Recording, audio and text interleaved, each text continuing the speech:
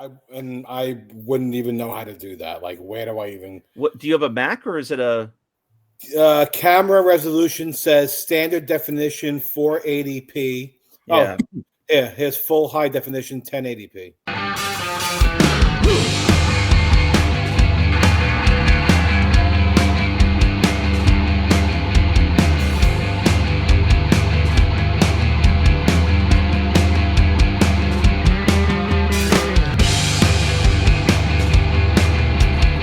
Hey everyone, welcome to another episode of 5 Idiots Talking Toys. It's Sunday night, and that means it's time for another podcast episode topic. And there's 4 idiots with us tonight. I'm going to bring in now Lord Walden. Good evening, four of us. Good evening, 4 of us. Brandon is shopping for VHS covers. Protectors. Protectors for Nintendo games. Old media. He's on old media tonight. Hey, old media is new media. Ooh. Media to you. And Metalhead is here. Metalhead! John wore this shirt to the Deftones concert the other day. Yeah. Mm-hmm. That's what My I heard. Deftones. John's got metal hips. I have a metal ankle.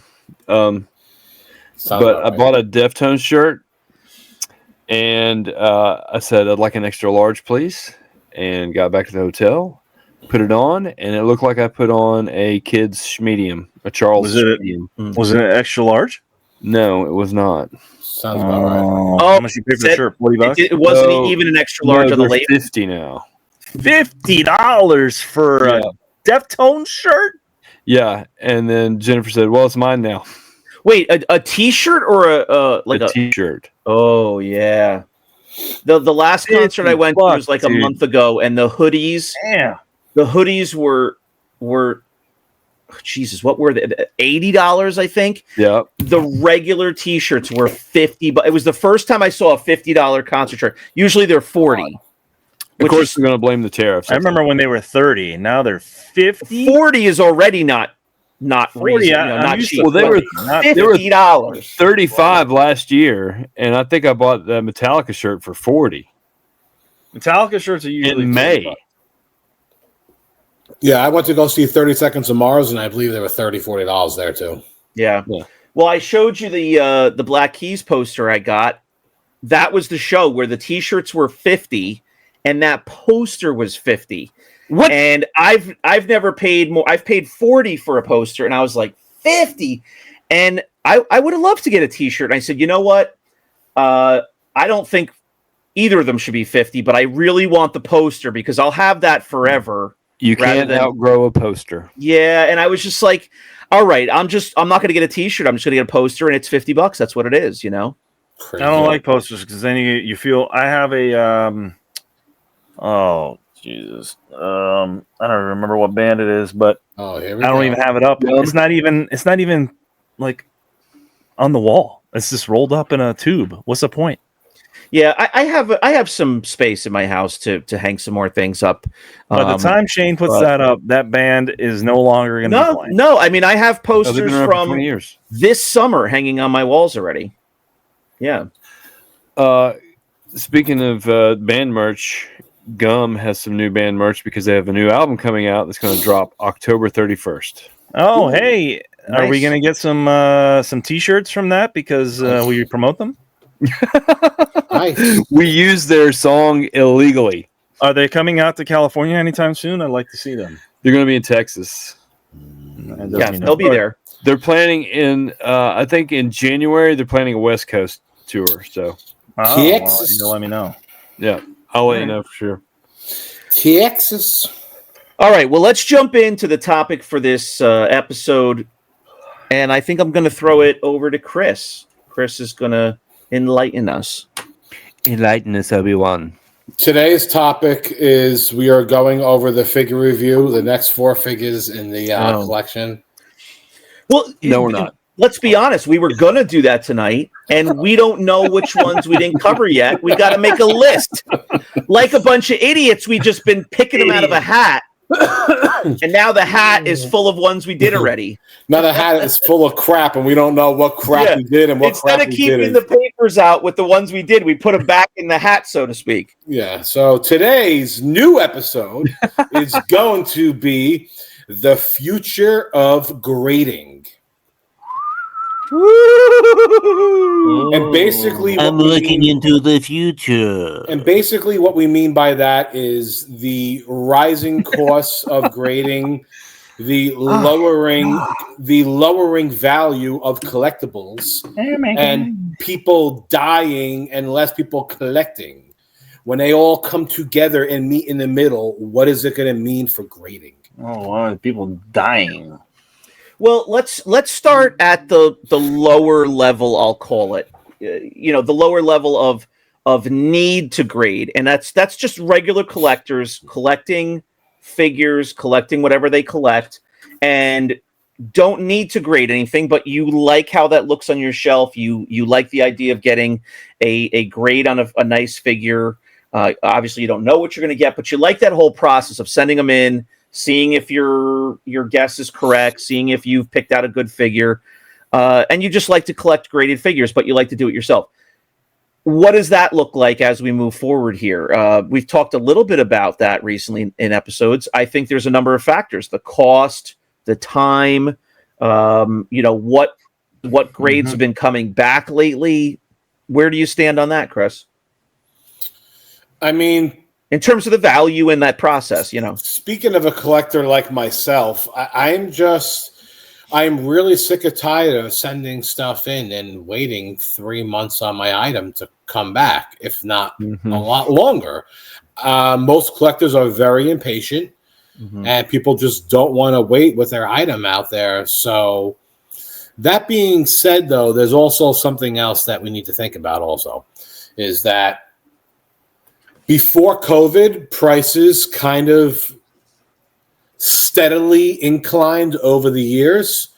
And then when COVID came, it just exploded, right? And I still think there's a lot of room for these prices to come down, because before you were able to grade the common figures, and it made it worth it. So you were grading the Lobots, and you were grading the Klaatu's, and you were grading the whatever. And by getting the high grades, the value was still there. If you were to sell it and move it on, it still made it worth it. I feel like a lot of these figures still need to come down in value to kind of, because we all know grading's not going to get cheaper. That's never happening. No, if anything, it's going to go up. It's only going to go up. So therefore, the prices of these figures still need to come down a little bit, I think, in order to make the grading, relevant. At least from my memory, at the height of COVID prices, at the height of the market, any graded figure, an 80 plus and higher. Every graded figure was $100 and up. I'm not talking about 75, 70, but a decent graded figure, even the commons, Chewbacca, Klaatu, they were $100, around $100. And then of course it went up for other figures. Now, I see people selling graded figures for $60. So it's not even worth the gamble to even send in figures like that. Yeah. I was one of those collectors that always wrote down the price of every item I ever bought, ever. And you guys know I collected loose graded figures, and I started well before COVID. And the one that sticks out the most to me is my Lando General, or General Lando. So he is a $250 loose figure. Now, maybe $225. During the height, he was $350 easily, $375 sometimes, maybe even close to $400. I bought him in 2018 or 2019, an AFA 85 new case style. And you know how much I paid for it? I checked it right before we came on. I paid $165 for him. Wow. Graded. That was graded in AFA 85. So I wasn't really too much in tuned in the loose market because I wasn't collecting loose, and obviously I wasn't selling either. Were you So grading yourself at that time, or you were just buying graded? I was doing both. I was buying, grading, and selling. And sending stuff in. But to get one for $165 graded new case AFA 85, what do you think General Orlando costs loose? No, back then, Like $100 bucks, maybe? 100. Yeah, I mean, That's what I mean. So The grading fee was like what, $24.99 or something back then? I think it was like $29.99 or For a loose $24.99. figure? Yeah, I was going to say even during COVID, it was like $39.99. I think it didn't hit 50 until like we were into COVID and prices had like into really COVID. high. Yeah, But that's what I'm just trying to say is that I still think a lot of these figures need to dip down in price to make grading worth it again for a majority of these figures. Because the only person who is grading out of the whole set, let's say 70 of the figures are people that are loose graded collectors.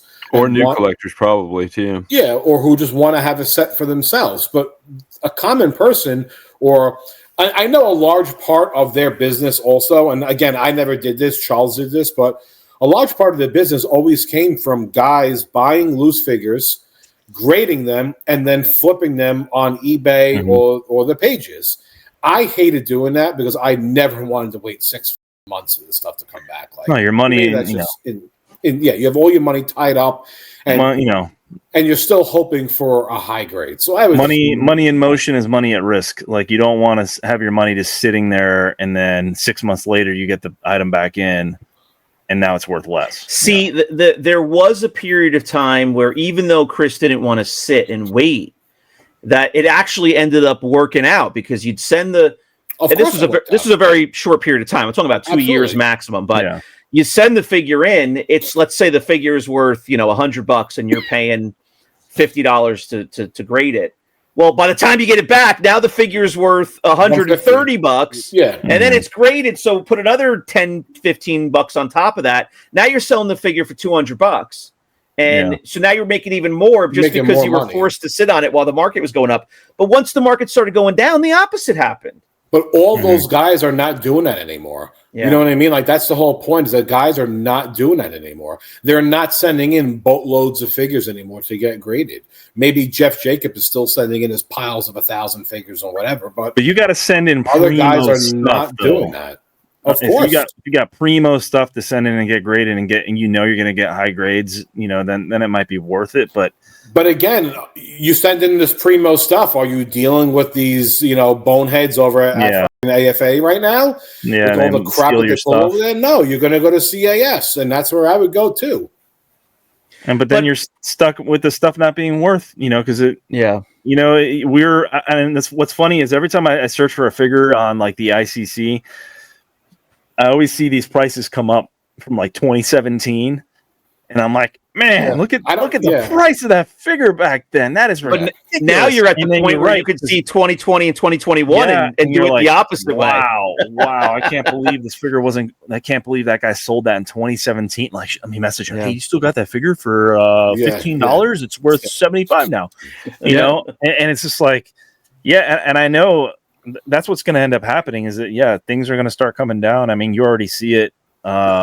It's already happened. Sound like Chris, like, I've done a couple toy shows here in Southern California, and there isn't too many people looking for, they ain't shaking my leg for Star Wars stuff, and most of the people already have it, or they're just trying to finish their collection and they don't want to spend the extra money on a graded figure. They'd rather just get a loose one, because when you're selling a graded one, especially one that you sent in, you got to add the price of what it costs to grade it. And by that time, you're not even breaking even. You just want to get rid of the figure.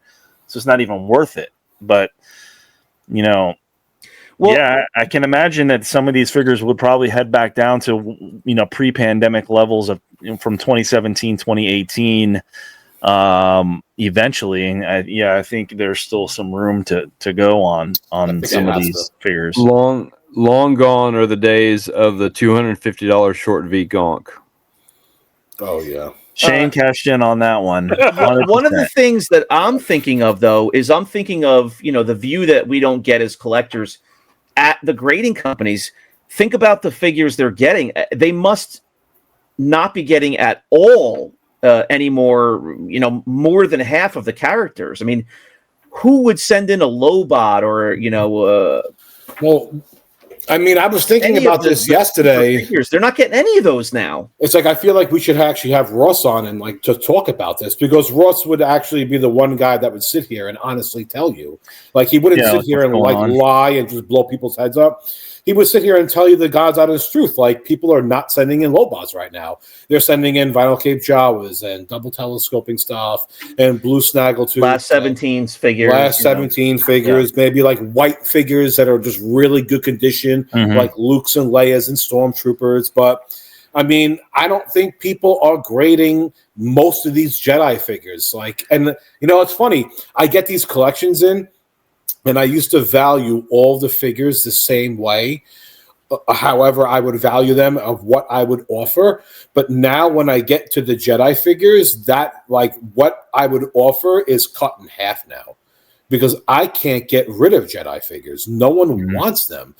Star Wars and Empire still sell very well, but majority of these Jedi figures, I can't give them away. It's because that was the toy line that people started realizing that this stuff was worth something. So you'll see people hoarding all that stuff from the 80s and 90s, and they were just buying as much as possible, and they were trying to keep it, either sealed or whatnot, and they were just trying to keep all that stuff because they're like, oh, Star Wars is valuable, so they started buying that stuff, and they cranked those figures out too. They really did. Millions and millions, and by that time the toy line was starting to die, so people were like, and they kept them all sealed, tens and millions, But like, and they released so many weird figures. Like, how many Weequay? Why did you make a Weequay figure? You didn't even make a Grand Moff Tarkin, but you made a Weequay.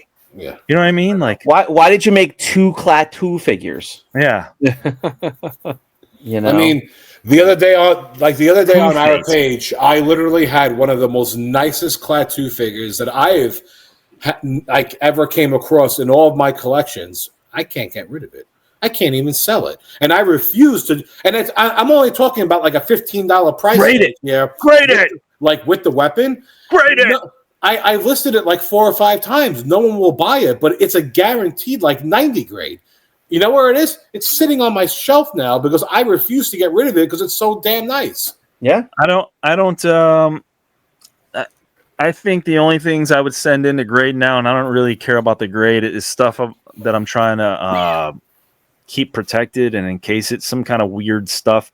Like, I can't. Well, that's kind of like the next part of this conversation, right? Is I said collectors who don't need to grade. Well, now you're going to get into stuff that makes sense to grade for the archival purposes. Yeah, too. And there's like stuff that I've been, Chris knows this, and you guys know this too, but the alien figures, right? The Kenner alien figures from the 90s, right? Well, I've got some of those already, and I like having them out loose or still sealed or whatnot, but I like all the weird stuff, right? So I know a guy here, he sold me some pre-production Kenner alien stuff.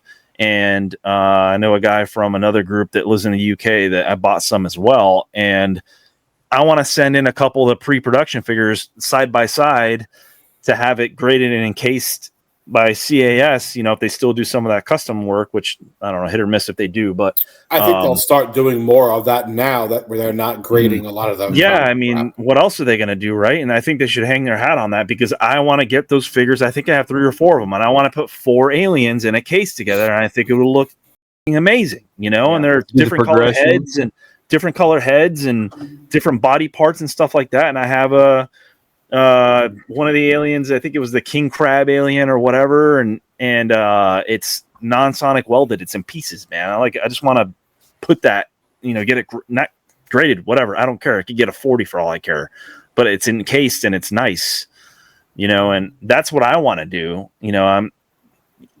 I would send in that kind of stuff, but grading a Star Wars figure where there's 3,500 graded Weekways, and they're not worth anything nowadays.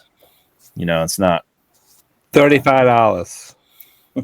I mean, if I had a really nice white Luke Skywalker or a really nice, you Of know, course. I don't know, Princess Leia with its bone white, I would probably send it in maybe and grade that, and just to protect it and keep it nice. And that has a little bit of value to it if you do get an 85, Leia or whatever. But I mean, majority of those figures are coming down too.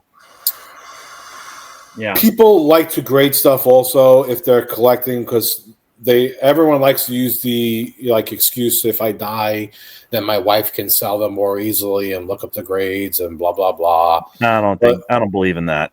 But I mean I don't either, to be honest with you. If I die, my wife is calling Chris or one of you, get this shit out of my house. I don't even know what this thing's in plastic. Who will buy this? And I'm gonna hang the phone up on her so fast, because Brandon has so much stuff that my head's gonna blow. Yeah, no, your head will spin. I do get that it lets you compare apples to apples a little easier. If you have a Princess Leia and it says 85 on it, you can go and look up on eBay an 85. Yeah, and get my wife will be like, 85? It's not 100. That's a B. It's trash. There's something to that, but in this day and age, do I think you should go out and grade, most of everything you have for that reason? So here's also what I was thinking. Why spend all that money? I was thinking about they should, and I know you can't do this. There's probably no physical way to really do this to make it fair. But I was also thinking in my head, you should lower the costs on Lobots and Klaatuus. If it's $50 to grade a Luke Farm Boy, it should be $25 to grade a Klaatu and a Lobot. Because now you're leaving some meat on the bone to at least do something with the figure and make it worth it. But obviously, we all know, where do you draw the line in the sand to say which figures do and which figures don't? And it's not worth their time, because now if people send in 10 Lobots, right now they're losing money because now they're spending time grading a Lobot. Right. And they might be at capacity or close enough to it already. They're not looking to be grading the lesser figures. They're already maxed on their time right now. Maybe maybe there's a little bit of free time. But right, 30 figures a month, right? Or 90 figures a month? Is that someone told me that AFA only grades 100 graded figures a month. So that's like 3 a day. So it's like 3 a day. That's like one person's job. That means there's only one person doing it then. I don't know how many people are grading. Think you work an 8-hour shift. I would love to know who the people are that are grading, what their background is, and why it is that they're refusing a Greedo with the painted eyeballs. With wonky eyes. What makes you the expert? I don't think the grading part is what's taken them so long. I think it's the encasing part is what's taken them a long time. The acrylic, they're probably grading a lot of figures per day, but the guy who's doing these cases is probably not doing. But the case part is the part that you could train somebody on. Grading figures is not. You can't bring in a 25-year-old and easily train him on how to grade Star Wars figures, but you can train him on how to make a case. Yes, but if there's an 8-hour day, are you really going to sit here and tell me they're going to spend 2 hours looking over a Lobot? No, I'm agreeing with you. I'm saying if they're doing 100, if they're doing 3 a day, that's like less than one person. Come on, guys. Stop talking crap about Lobot. All right, who wastes their time with a prune face? Yeah, really. Or FX7, really? I think you're going to see a lot less of those figures graded in the future. A lot less. So you're going to see more of the more desirable, more of the expensive stuff, more of the rare, more of the international stuff, maybe baggies, stuff like that. That's very delicate. It's going to be so hard to find a graded FX7 here in a couple of years because nobody's grading them that everyone's going to grab them up. And Lobot, I can't find a graded Lobot to say. I don't have one either. I don't have a graded. To be honest with you, I don't think mocks are in danger of that at all, because a mock is something that you can always grade because you're protecting the blister and the card. So I don't think they're ever going to have a slowdown when it comes to that. People are still going to send stuff in. But when it comes to the loose graded figures, I don't know. I just don't really see a lot of these being graded anymore. Well, except for the fact that, don't forget, Charles told us 3 years ago that any day now the bubbles are going to pop right off of the card. Oh, there goes one right now. It just happened. Yeah, it slid right off. Yeah, so I wonder where Charles stands on that now, all these years later. I mean, he was like, I don't collect mocks. I don't grade them. Let's go to Charles live at the Ryder Cup. Yeah, at the Swedish. What hole is he on? It's funny now because now is the time where I'm actually looking back and going, wow, I want to start collecting mocks now because the prices have dropped so much that like I can actually buy a lot of the stuff that like not that I couldn't afford, but like for just a good price now. Well, and you I have can 3 kids now. Well, I don't have anywhere to put it though. That's the problem. But like I can add a lot of stuff to like my collection, but I just don't have anywhere to put it. I'm still holding out a few years. I'm gonna wait till people just are disgusted with Star Wars and get it for pennies on the dollar. Well, just wait for Mandalorian and Grogu to come out. No. Yeah, that's our next episode. We're reviewing the trailer. Yeah. Well, we're really with that, and just God awful help us, John. Let me tell you something interesting. He's got 3 kids, John. I'm talking about Chris, but they have birthdays every month. When you invite Chris to do something, he's always got a son's birthday. So I don't know how that works. They have 12 sons. Does each son have 4 birthdays? When you have 12 kids, you have 12 birthdays a year. Okay, so that's crazy. Crazy. All right. Well, here you are. You're joining us on Chris's journey through fatherhood of 12 children. And what else do we want to say on grading? I mean, are there any other angles? Reasons why you would grade, reasons why you would have graded but not currently. I think preservation of the figures. I think wanting to display them that way. Maybe you started grading figures and now you want to make your way through the whole line. Yeah, I mean if you want a graded run, preservation, all that. I don't really buy the whole thing. Oh well, if I die, they can look it up and all that. I really don't think that's the case. I've been in a lot of dead people's houses for estate sales and a lot of dead people's stuff at flea markets. The family doesn't care. They just get rid of it. They're not going to look stuff up. Like Brandon loves dead people. You hear like the tone in his voice. I'm around dead people. I love dead people. Dead people. Dead people. Flea markets. Creeps me out a little bit, but I mean. There's nobody going to be sitting there trying to get rid of their dead husband's figures and looking them up. I mean, I have bought collections from wives and stuff of people who have passed when their husbands collected. And I would say if it's happened 10 times, maybe 1 of the 10 times was it actually graded pieces. 9 of the 10 times it was loose stuff. Yeah.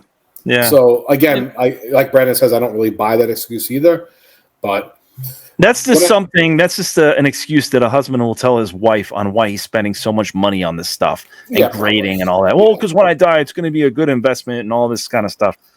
Listen, my wife knows this stuff's worth money. When I go, this shit's out at the curb. Okay. She wants it gone. Well, she's not going to sit here and look up the prices and have people come in and help her with prices and have my daughter help her look up price. Not happening. No, and I told you guys recently, I've been watching on and off lately, been watching American Pickers, and it's the same thing. Those guys show up at a house, like they got a lead. Oh, somebody, so-and-so's husband passed away 2 years ago. So, thankfully it's not super fresh, but they're going, okay, they're finally ready to sell the stuff. And most of the family members don't really know what the stuff is worth, which makes it an interesting episode. Mm-hmm. Because the guys are making a show. They're not there just to make a quick buck off of a widow. They're educating them. They're like, well, you're asking 25 for this. Listen, it's really worth like 200. So I'm willing to give you like 125. And they're like, really? But meanwhile, there's every once in a while, there's a wife or something that knows enough that it basically gums up the works a little bit. Like, oh, well, he told me about that, and he told me it was worth a lot of money and to like not sell it cheap. And I'm like, these poor women have been like, brainwashed to some respect over all these years with these collector husbands. Like, now this one is worth a lot. Don't, and like trying to teach them over the years. And it's just like, leave this poor woman alone. She doesn't collect. She doesn't want to be part of this with you. She doesn't want to memorize what things are worth. If you want to write stuff down, if you want to catalog your stuff, that's one thing, because then, maybe an antique or a estate sale, people can come in and use your references for price points. But your wife wants the stuff out of the house. She's not looking to sit there and go over every little item and remember what it costs. Like, that's not happening. So you got to be realistic. I always wonder when these people they buy in bulk and they'll buy a storage unit or they'll buy an estate and they'll just start selling all this stuff and they'll just take it out. And most of these people that buy in bulk and buy all this stuff, they don't even look through some of the items that they're offering. No, it's all volume bins. Yeah, and you're right, it's volume. And my God, the stuff that I've seen pass through some of these people's hands as they're tearing open a box and finding an item, and how much is this, man? $5. And I'm sitting there like, oh my God, that thing's worth like $500. Like, how did they not do their research on that? And it's just like, oh, why didn't I find that box? And just like, my God. So even the people that are buying it and reselling it, they're not even doing the research. Right. Like you believe them to be experts, but nobody's an expert in every category. And some of those guys are just moving money. I showed a picture to Chris and I said, look what I found in a box, and he couldn't believe it. But it was like, I know what you're talking about. Yeah. I was like, look at this. Talk about not going through your stuff, right? And I just bought. Is that still real or no? That's real. It was real? Okay. Yeah. I don't know. I still say off the air. Yeah, he'll show you the picture that he has. He'll only going to reveal that on Patreon after dark. Yeah, I'll tell you what. I still say that the pricing of grading needs to come down, or the prices of these figures need to come down. Kind of like the value of the figures need to come down to make these figures ever worth grading again. Yeah, but that doesn't work though, because like you said, the cost of grading is not going to go down. If the value of the figures go down, the value of the graded figure is going to be lower. So it's never going to make sense. Let's say a figure is $40. Well, if the figure goes down to $30, the graded figure is going to be probably $10 cheaper. It's never going to make a lot of sense again. I'm curious to Ross's take on that, because if the value of these figures starts going down, people are going to stop grading them, right? So what is that going to do for these grading companies? I mean, they're going to have to lower their prices eventually to entice people to do that, or people are just going to move on. And not only Star Wars, I think all collectibles, are starting to come down from their COVID highs. Oh, yeah. Everything's coming down. There's always going to be a need for grading in my eyes. There will always be a need, but how much of a need, I don't know. And they would need to lower their prices in order to make it more accessible for people to grade those figures. Right, but I know the cost of things. Well, the cost of acrylic and all that, I think, is what's driving the prices up, and the economy and all that kind of. We can go on for days about that stuff. Right, and then what do they do? Start cutting corners and spending less time grading? Right? I don't know. You just need to get creative and find your niche on how to attack the price points and your customers, and figure out what is going to have them grade more. And I think CAS, I know we've talked about both companies, but I think the fact that they do custom work, or at least they did, I think that really set them apart. And I know they were probably losing money on that, because some of these custom pieces, it would probably take somebody. I mean, I sent in some custom pieces and it took them 2 years to get it back to me. Yeah. Mm-hmm. So. And then after that guy spent 2 years on your piece, they fired him. Do you believe that? Well, it broke in transit. And they made it right, long story short, but they didn't want it back, because they're like, oh my God, it took us so long to grade this or whatever. And but they took it back and they fixed it, and then I just had local pickup from there. But all right. Well, it's an interesting topic, the future of grading. Still, it's a big enough thing that it's part of the regular hobby, part of the regular community. You're looking at 4 guys who are not currently grading stuff. And Brandon, I don't know if you have a couple of pieces out there, but Chris, you stopped grading a little while ago. I have a couple pieces that are out there. I'm only grading right now for collectors that I sell stuff to. Right. Nothing personal because I just don't have anywhere to put it anymore. Well, except for the heads. The Lily Letty heads. I do like the Lily Letty heads, and then I do have a couple of Alien things, or I have the Alien board game. That's at CAS right now. That's being graded, so hopefully that's done shortly. But yeah, for the most part, I'm not doing it. Like again, I would love to. I would still be sending in stuff. I just don't know where I don't want to put it in freaking Tupperware and then have it sit there and never look at it. You know what I mean? Well, not that I have a lot of graded stuff, but that's where I'm heading very soon with a lot of what you see behind me. And when I say behind me, it's like shelves and shelves. It's going to have to get boxed up because I want to just clean out this room, redo this room. And, I'm not really sitting here enjoying it right now. It needs to go away for a little bit and I'll bring it back out someday. Here's an example of something that I would grade. I keep up a small amount of stuff. Though, not even grade. Something, I don't even know if I would grade it, but I would just get it encased. But this is something that I would send in, like an Alien prototype, pre-production prototype stuff with a prototype head. Yeah, different. I mean, every limb's a different color and stuff. Yeah. So that's what I would probably send in, something like that. But stuff like that is always safe. Again, I think mocks are safe, baggies are safe. It's really just most of the loose graded figures in my mind when it comes to all lines probably will be taking a huge hit on what we see out there. Yeah, and there's a lot of graded stuff out there that comes up for sale, so you can buy graded stuff, stuff that's already been done. But for the guys who have a run where they want to, we know some guys like this over the years who want to pick out their own figures, want to send them in, want to have them graded, and they don't care about the cost. I do understand that. I do understand if that's a part of the hobby that you like, and that's the way that you like to collect, is to compile that full run of graded figures that you've picked out. I get it. And you say, hey, you know what? This figure's worth $10. I don't care. I'm going to pay $50 to have it graded, and it goes into my collection, and I love it. I enjoy it. I'm all for that. If that's how you want to collect, I'm all for it. But the idea of doing it to make money or because you think you're helping your family in the future, I don't know that works anymore. It's funny that you just brought that up, though. I know you want to end the episode, but real fast, I was selling a Forlom figure, and a guy reached out to me and said, hey, you have it listed as near mint. Do you think this thing will grade an 85 and over? Mm-hmm. And I said, yes, I do. I said, you're looking to grade this? He goes, I want to grade it for my personal collection. It's one of the figures I don't have graded. Mm-hmm. And I said, if you were smart, you would just wait to buy one already graded an 85 because it's going to cost you maybe $125, $115 graded.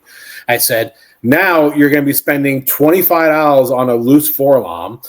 Then you're going to be spending $60 all in with shipping, insurance, and grading back and forth. Sit there for 3 to 6 months, and you're hoping and praying it gets an 85 and over. Mm-hmm. And so right now you got $85, $90 into it. Why don't you just buy one graded ready for $125 and just call it a day? Yeah, he's like, an already good grade. And he's like, you know what? He goes, yeah. And then, but again, it cost me my sale because he didn't buy the Forlom figure. But that's not what I'm here all about. I'm not here, being a freaking oil salesman, a snake oil salesman. And then you said, oh, by the way, I do happen to have. I thought that's what you were going to say. Now, here on this hand, I have. Yeah. No, I didn't. Yeah. But I steered him away from buying an item of mine. So I'm like, there's just no point. If that's what you're doing, don't do that anymore. Yeah. So sorry, Ross. Well, he wanted to grade with AFA, but he told him no. Yeah. All right.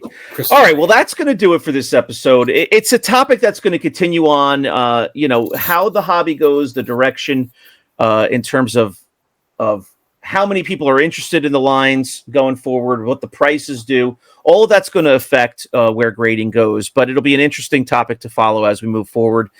So a good one to talk about and cover here. Hope you enjoyed the episode. Please comment below. Let us know what you think about grading figures from any vintage or modern toy lines. What has your experience been? Is that part of the hobby that you really enjoy? Do you think that grading is a waste of time? You know, any opinion, we're happy to converse with you down there in the comments. Thank you very much for watching. We'll see you next time on 5 Idiots. Please check out our Patreon. The URL is below. All right, guys. Talk to you soon. Bye-bye. Bye. Bye, Charles. Have fun playing golf in the dark.